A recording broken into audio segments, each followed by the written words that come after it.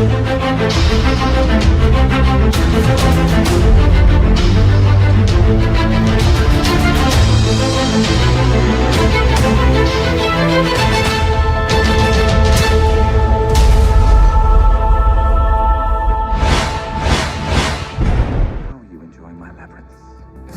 a piece of cake. Oh.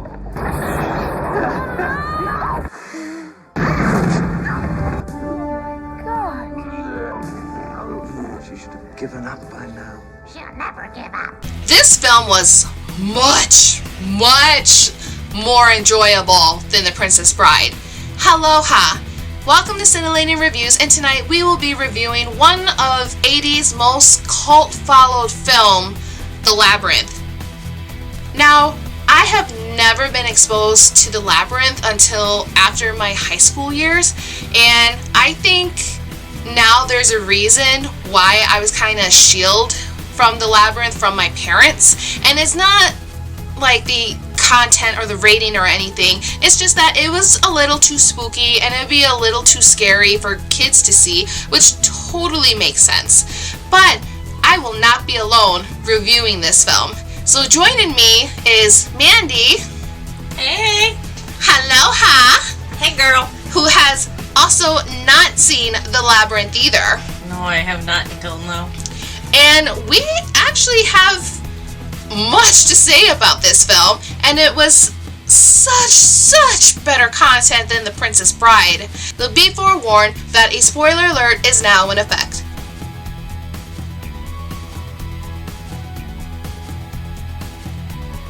We first see a girl by the name of Sarah who is walking in the park and she's dressed all medieval-like, reading through a book.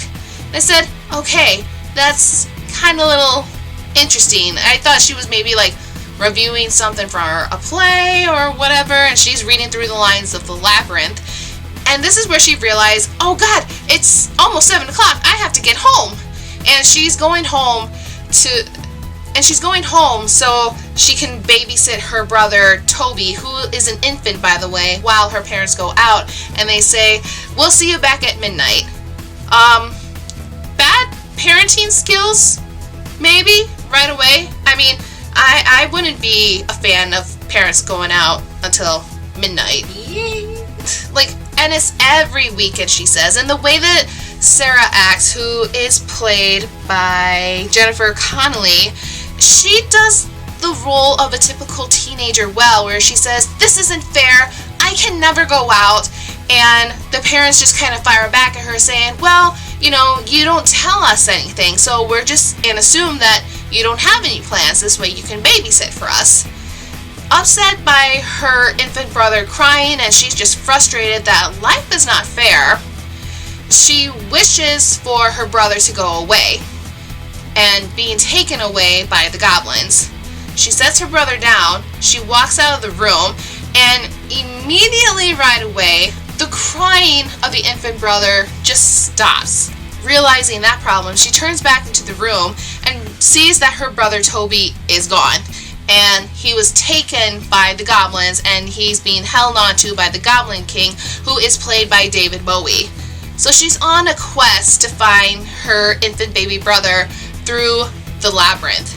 Now this film had much interest. It actually kept our attention this time versus The Princess Bride. And we thought it was very enjoyable. We thought the style of The Labyrinth was very creative.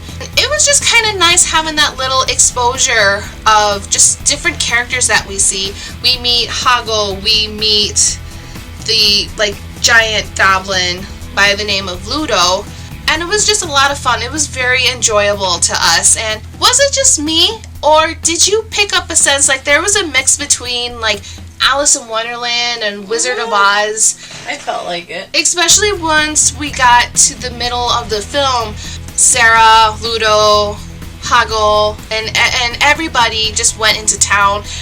Right away I felt like, okay, are we pulling like a couple of strings of Wizard of Oz and Alice in Wonderland?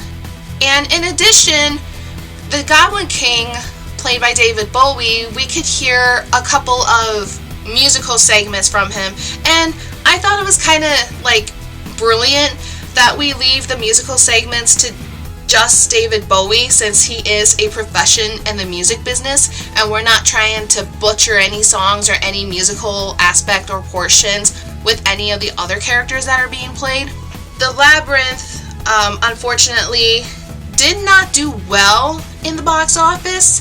Its budget for 1986 was close to $25 million. In the United States only, at the box office, it made only $12.9 million. But that doesn't mean that it was able to keep the fans focused on this film and keeping them intrigued of everything that was going on. And that's why I am suggesting that this is definitely a cult follow film, regardless if it succeeded in the box office or not. Just like how I demonstrated in Repo the Genetic Opera. While it failed miserably at the box office with not even hitting $200,000 on its $2 million budget for 2008, it still kept the fan base, and the fan base is still being alive. And the feeds that I see on Facebook, the fans and the memes and the base and everything is still alive for the Labyrinth. And for the first time for Mandy and I, we have to say that this film was pretty genius. Yeah, I really liked it. I liked it better than I thought I would. I did too. I can see why some parents try to shield their younger kids away from this just because it's scary to the younger kids, and that would kind of make sense why I never saw this film as a young child, because I'll tell you right now, those goblins would have scared the hell out of me if I was 3-4 years old. Yeah, probably. And it made sense to show more of like 10, 11 pre-teen teenagers this film. And I'm surprised how well this film was still being talked to while we were in school. And as we just look at each other like, what the hell is that film? Yeah, because I always kept coming across it and wanting to see what it was about. And now after watching it, it was actually really good. There was a lot of content that was being shown in this film, to where we paused it for a little bit so we can discuss the first half, second half, and there was so much detail and attention and just a lot of things happening to this film. When we looked at the time frame, we looked at each other and we said, we're not even an hour in, and there is so much going on already. And you can see a little bit of the cheesy 80s green screen segments, and we just kind of laughed and cringed a little bit just because of the evolution of the filmmaking that it had back in 1986. But that doesn't mean it was terrible. It did what it could do for a 1986 film. But I felt like they did a good job with it. I agree. Creative with it. And what kind of helped this film with its creativity was the puppeteers came from Jim Henson, who was also the puppeteer and the creator of Sesame Street, The Muppets. So he had a little bit of his puppeteer experience being shown in this film, where there was just plenty of characters and plenty of people in those costumes and playing the role that they needed to. And Richard Corliss noted in this film did happen to be influenced by The Wizard of Oz. That would make sense. So I was kind of wondering if it was just me, that if we felt a little bit of a Wizard of Oz essence, whatever the hell that word is. Or whatever. Because it kind of is a way of rescue, but at the same time you're in this whole new world and you're just trying to find a way home. And I just thought it was a really brilliant film. What do you have to say about The Labyrinth, Mandy? I really enjoyed it. I liked how they did everything. It really got you like on your toes. It was a lot better than The Princess Bride. I'm sorry, I hate to say it, but I couldn't get into it. I understand some people do like it, because I do have friends that give me, grief about it because it's one of their favorites. Me, I love more of The Labyrinth more than the other one. We really did enjoy the pacing of this film. We really enjoyed how quick we got into the point. And one thing I was kind of nervous on but I'm really glad that they didn't, was I was just sitting here and just possibly waiting for a expected love connection between Sarah and the Goblin King. Like a little bit. Did you feel that too? It kind of felt like she was like, wait a minute, I'm going. See, I was like, oh god, they better not, because this is just, but no, because it felt like that the way they were like yeah. connection. I was like, because that's when I first saw that, like, part of the movie before I saw it. I was like, oh, I'm like, I wonder if there's like a love, you know, little interest in it. No, it was just, I think, her like daydreaming. Yeah, I think it was the reason when she took a bite of that. Was it a peach? It looked like a peach or a nectarine or something. Yeah, something like that. That part we kind of missed out a little bit. Yeah, we kind of got distracted. Sorry, but but I'm glad we didn't go that route. Her main focus was just trying to get her infant brother back home, and she successfully did. And in the mirror, she noticed Hoggle, she noticed Ludo, and everybody else, and she said, I need you, I need all of you. And here, turn around, and they're all partying in her room, and it's happily ever after, where we are suspecting that the Goblin King in the owl form just peeks into that room and flies off in the middle of the night. And that's the end of that film. I thought it was really great. I thought it gave its proper ending. There wasn't many plot holes, loopholes that we had to worry about. It did exactly what it needed to be done. Yeah, and it showed her that she didn't need all the stuff that she had. Just like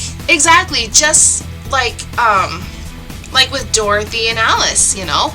And I believe what I caught, maybe you caught this too, Mandy, is that the moral of the story is, like, life isn't fair, be careful what you wish for, because you just might get it. Yeah, you can't have your cake and eat it too. Wait, what? Wait, what? I swear, it didn't go one ear and out the other. It was... No, I think it's just like, it tells you, you know, you gotta be careful, and sometimes what you think you want isn't always what you need. It makes you, you know, appreciate what you have. Exactly. And even though, like, the crying and the unfairness will happen, it's worth it in the end if you just kind of continue on forward and just moving forward and just not give up and understand that, right, life doesn't come easy, and just accept the things that's going to happen, because they happen for a particular reason. Yep, it does. And I think... Might not agree with it, but it does. It gets better over time. And rumors have it right now that there is going to be a Labyrinth 2. Oh, I wonder what they're going to do with that one. So I'm not sure exactly what the plot is, but what we do know is Jareth the Goblin King is going to need to be recast for, of course, obvious reasons. Because everybody in this entire world knows that David Bowie did sadly pass away in 2016. There's just a little bit of that. Scott Derrickson will be taking over as director for Labyrinth 2. Scott is responsible for having part of Doctor Strange. So in conclusion of The Labyrinth, it was such a good film. It filled the plot holes. I understand now why it's a cult following. And I don't think we might get into the cult following just because, again, those that are following the Labyrinth or longtime fans of the Labyrinth, they were like maybe in their teens that got into it. But I do see the fun of it, and I did like the story, and I like how it ended. Mandy, would you agree that we have to give the Labyrinth a 4.5 out of 5? Mm-hmm. It covered everything that it needed to. It did well. We got a good cast of actors. We had David Bowie playing as the Goblin King. And she did that very well. He did it very well, yes, definitely. I have to agree with you on that, Mandy. That was like something totally awesome. The Labyrinth is a fun film. I actually have to recommend The Labyrinth to everybody. Mandy, thank you so much for joining me on reviewing The Labyrinth. It was so much fun. It was a lot of fun. I'm surprised how sucked in we were to this film. I know, but that's what we had to pause and go get a cupcake. You went to go get a cupcake. I did. It was a mini one. So thank you guys so much for stopping in and listening to our review of The Labyrinth. If you guys like this video, click that like button. Comment below what your guys' favorite part is in The Labyrinth. If you want to be notified for personal videos or all of my content, click that bell down below. And we have a challenge for you guys. So the first round ended on the 100 subscriber challenge. And so far, the winner is Let's Comment on the Ringing Bell. Now, I'm going to put in the second round, and Twitter, unfortunately, is not friendly when it comes to setting up its polls. It only goes to 7 days, but I will keep track of the numbers. I will post pictures and show you guys exactly who is winning so far. I'm not going to play the cheat game. That's just unfair. So, I have a challenge for you guys. If I can get 100 subscribers, your vote will depend on what I do. And I have come up with 3 things that we could do. The first option is either A, let's comment on the Ringing Bell. B, let's review My Hero Academia, bringing the hype for season 5. If we do this round, then Mandy's going to be helping me review this show because I finally have somebody to talk to about this show. She just needs to catch up on it. Yep, and I do love it. Or choice C, let's go back and revisit Where the Dead Go to Die. One of these 3 things is going to happen, and it all depends on you guys. So thank you guys so much for stopping in. Subscribe to Cyntillating Reviews. Help me make it grow. I want to see something come out of this. And if you guys can, in the link below, go and check out the Third Shift show, where my teacher has kind of shown me the rundowns and what to do on my podcasting. So check out the Third Shift show. They'll be covering more on superhero topics and content that I won't personally be talking about, but they got it all. So thank you guys so much, and we will see you guys on another day. Bye! Bye. Our simplest prevention is our biggest protection. Take care of yourselves and others as you practice social distancing, washing hands, and staying at home. Let's get better by starting to make our world better to reduce the spread of COVID-19. See you later on another day.